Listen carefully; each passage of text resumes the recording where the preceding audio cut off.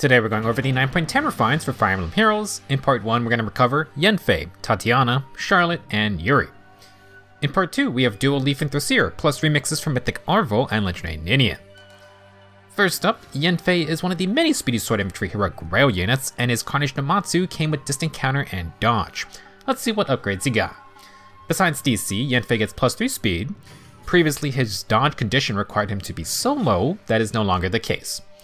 For new effects with no activation conditions, Yanfei gets plus 5 total stats in combat and flat damage reduction equal to 20% speed. Generally speaking, nothing super crazy here. The refine is where things get a bit unique. First, at start of either phase, Yanfei grants debuff neutralization and no follow-up statuses to himself and allies within 2 spaces. At start of enemy phase, he applies Divine Vein Flame Terrain to all tiles within 2 spaces. If foe initiates combat or has high HP, Yanfei gets plus 5 stats, 20% speed is true damage, and heals 7 HP on hit. Ignoring stat debuffs and getting no follow-up is pretty nice, and Yanfei adds the whole 20% speed true damage and flat DR effects to his previous 40% dodge DR. He heals on hit, has distant counter, and then sets himself on fire. This may seem bad, but this is actually a pretty good effect. First off, like Attuned Hector or the shiny new Emblem Corrin, Yanfei's enemy phase Divine Veins can cancel out young Camilla's Divine Veins. Second, the fire terrain around Yanfei protects him from ranged attackers. Remember, flame tiles are difficult terrain for ranged units, so even though he has a DC weapon, Yanfei might not even get hit by ranged foes. Now, this isn't a perfect game plan in today's game, still, it's quite a creative effect, especially for heroic rail units. I think this is mostly a reference to Yanfei's map being in a volcano, so yeah, that works. For playstyle, Yanfei is still going to be reliant on speed for his dodge, plus other effects. We can add % DR specials and more flat DR. The recent Attuned Roma provides a really solid kit. Duelist Blow is perfect for high-speed dodge tanks and grants flat DR plus tempo, though it is stronger when initiating. Ryoma also has Gust and Faith for Bulwark, Tech and Speed buffs, 5 flat DR, and then -1 cooldown before getting hit. If you can get Nelsia Void from Brave Violet, Yanfei can use his distant counter to fight anyone, plus this is another speed-focused skill with Phantom Speed and AoE protection. Now if Yanfei gets hit and doubles, he can proc Gust on his follow-up. It won't be ready immediately though, which means the 40% DR will rely on the foe having their special. One way to get around this is with Lagu's Friend plus Faith, -3 cooldown before getting attacked. For guaranteed 40% DR and having work on brave hits, you can also take Arch Rival. The issue is that the 5 cooldown is even more challenging to charge. As a note, there's a new Comet special on the Halloween banner. It has the same guaranteed 40% DR on brave hits like Arch Rival, but it's a 5 cooldown Astro type special. Those require you to deal high base damage, otherwise the scaling's not that good. True damage does not count for this. Now, Comet does give -1 cooldown every turn though, it's an option for sure.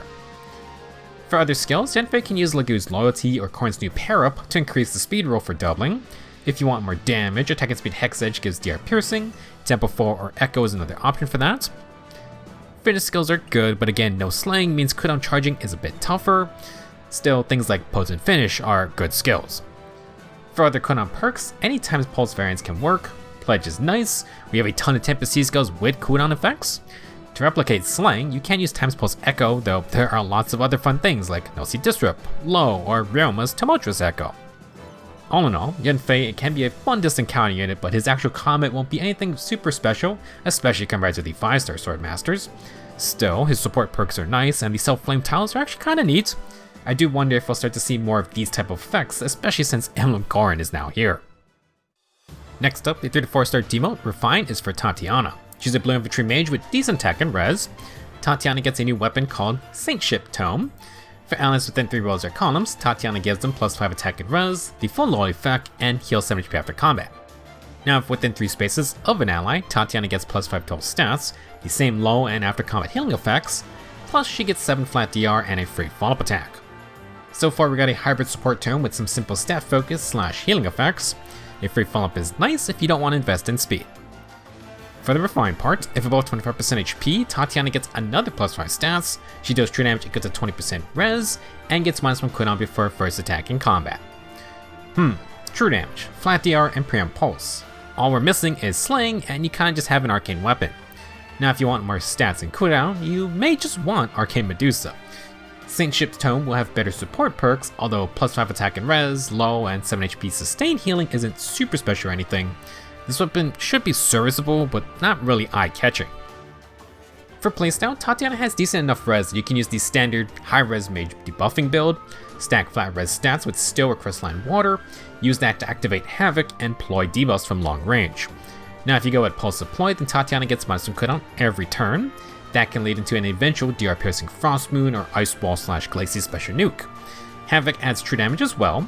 It's a very basic combo that works fine with most of these higher res mages with a supportive weapon. Now for other ways to support, you can use the new favorite B skills. These are going to be going away soon with the Gladiator banner, and they can give free cooldown to allies along with Tatiana. Another cooldown skill is Silence Ward. With her Tome, you can stack up to +9 attack and risk buffs and give Nelson Disrupt. Tatiana would also just get -10 cooldown before her first attack. Now if you want to stick to personal combative effects, Lagu's friend can add more flat DR, true damage, and DR piercing to things like Ice Wall. You can run finished skills or seals, and the new Aria A skill adds true damage based on max special cooldown count. Now it only comes on attack and speed variants, although maybe that's something you'd rather invest in versus stacking more res.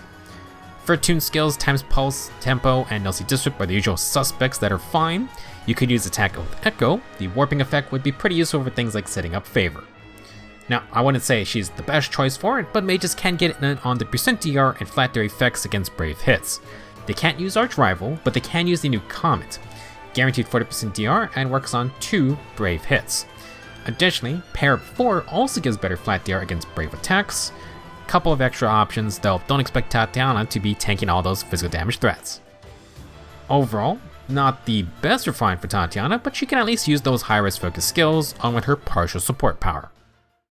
Onto some of the older retired 5-star units. Charlotte is a Berserker Axe Infantry. She is committing to that high-risk lifestyle. Fair Fury Axe has accessory specials. If unit initiates combat or is within 2 spaces of an ally, Charlotte gets +6 attack and speed, neutralizes attack and speed debuffs, she gets no guard effects, and last, deals true damage and get a 15% attack. Same base effect as before, just adding protection against attack and speed debuffing and guard effects. For the refine, each turn if near an ally, Charlotte grants +6 attack and speed, desperation, and protect cooldown to herself and those allies. In combat, Charlotte gets more attack and speed equal to 6 plus 10% of her flat speed stat. Last, she gets -1 cooldown before her first attack. Charlotte's offensive power is pretty decent, but boy is she just gonna fold to any kind of hit back. No extra defense res, no flat DR, and I'm not sure how much giving her percent DR is gonna help. This refine is full offense with tons of attack and speed plus desperation. Giving that status to allies is neat. Charlotte will then get basically every cooldown perk, Sling, Preempt Pulse, Breath type cooldown, and no guard. For playstyle, if it wasn't obvious, giving Charlotte something like Emblem Erica or any kind of brave attack support would be ideal. Otherwise, we're just gonna go for the Desperation 2-tap. Well, technically, if you use Potent, Charlotte can go for 3 hits back to back to back. If you run Haze Slice, it will charge immediately due to all the instant cooldown effects. This will trigger Finish's true damage, and with her cooldown, Charlotte can recharge Haze Slice for the 3rd Potent hit. If you want to get double 100% damage Haze Slice procs, you could use Pulse On or Pulse Tempest. Charlotte would just do 2 specials back to back. While all this is fun stuff, I would try to get Charlotte no follow-up, or at least a free follow-up from, say, Slice with Sparrow. Perfect attack and speed is great, or you could use the tier 4 B skill, which also has 50% DR piercing. Another good skill to get is Brutal Tempest for 3 movement plus Kanto. Attunes Realm bought Tumultuous Echo, which is basically the exact same thing. For other skills, Charlotte could use Hex Edge or Finish skills. Low Finish could work, but we only got speed and res variants for now. Technically, Momentum is an option. If you wanted to get higher cooldown or higher damage specials like Dragon Fang or even Arch Rival, then this could be useful, especially if you then add Brave attacks for potential double procs. Now, in regards to Comet, it's 3 times base damage dealt. It also gives -1 cooldown every single turn to help Charlotte pre-charge. On the topic of cooldown, Charlotte could also spread more support with, say, Infantry Pulse 4. She has high base HP for that. Fatal Smoke can help secure KOs, and if she somehow does survive an attack, then you can maybe have fun with something like a Wrath Sacred Seal. I can't say Charlotte has the safest game plan ever. Desperation is countered by Hardy Bearing, and if she can't get the KO with any number of attacks, then Charlotte gets no defensive help from her Refine. If you wanted some protection, Haze Slice, Arch Rival, and Comet all have that 40% DR guaranteed when initiating. They also work on brave hits. Now, you can try to fit in skills like Adilda's Blow or Excel for flat DR. Another option is to run Miracle. Charlotte has a lot of cooldown, but does she have enough power without that damage special? Definitely a case where you would at least want brave hits or something. It's not the grandest refined or game plan, but it's a bit fitting for a Berserker. Charlotte can share her desperation with other offensive allies, so do watch out for that. Otherwise, try not to let her make the first move. Last refine for part 1 goes to Yuri. He's a speedy dagger unit who possesses the unique Foul Play Assist. This allows Yuri to swap from 3 spaces away, replicating his Trickster abilities. Now, for his Honorable Blade, it got some updates. Each turn, Yuri gets +1 movement, Kanto 2, and Slaying. If initiating or the foe has more than half health, Yuri gets +6 attack and speed and +5 defense and res. He deals true damage equal to 20% speed. Bonus defense and res with true damage is nice, and the common effects now always work when initiating.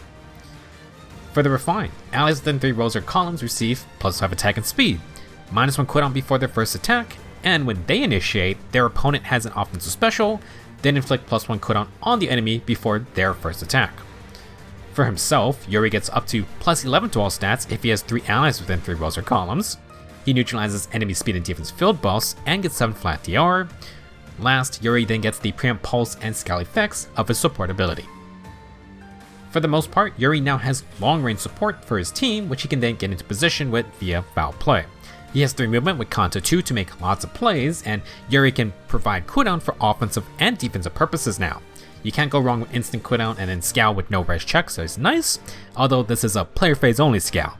I guess it's basically the Pulse Smog dagger skill baked into the weapon. In terms of effects, Yuri's refine is pretty much the same as Arcane Slime Knife. You got Sling, Preempt Pulse, True Damage, and Flat DR. You even have the low speed and defense effect. The main difference between this and say Tatiana's weapon is that Yuri has everything the arcane weapon has, plus extra movement, Kanto 2, Scowl, and then he shares his cooldown perks with his team.